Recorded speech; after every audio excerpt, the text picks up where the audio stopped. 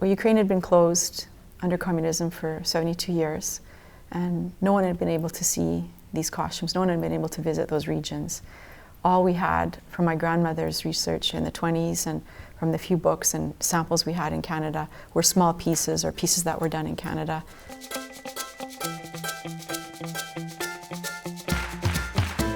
Most of the trips were 6 to 8 weeks, but one trip was 8 months long. And it was in that period that I'd made a number of friends where I could leave things. So I was bringing medicine and medical equipment back and forth from Canada into villages and leaving with bags full of costumes, embroideries, carpets, corals, footwear, headpieces, everything I could. And slowly amassed many duffel bags or army bags full of stuff, and slowly started taking it out of the country. I thought she was crazy to give it up, to be honest with you, because I knew her 30 years ago when she was collecting these pieces in Ukraine. And I remember when she brought them back, and it was such a treat. Some of the places that she visited, nobody had visited in over 70 years. The borders had been closed. The villagers had never seen anybody from outside of their village or the neighboring village. So to meet somebody that came from Canada was remarkable. It was like meeting an alien for us. And so she appeared and she collected these pieces and brought them in. And I can't believe that she's ready to part with them, although I guess she's just ready for it. And she was happy to find a home for them where they would be appreciated by other generations and that they would be preserved and cared for and documented appropriately. I've had a lot of sleepless nights parting with some of these. I'm really happy to see this exhibit because I see that they're being displayed to people for people to enjoy.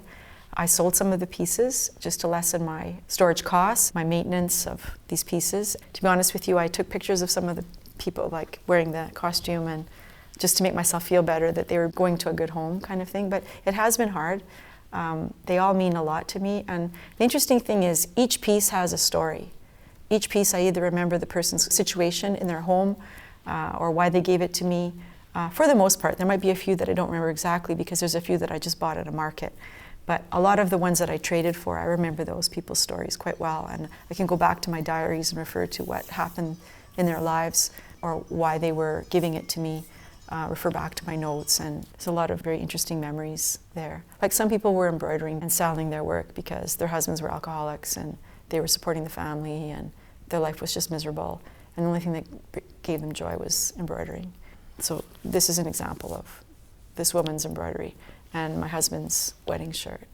And the only joy she had in her life was her embroidery. So we ended up paying like double or triple what she wanted, right? Just because we felt important to support her and what she was doing to support her kids and her family through embroidery.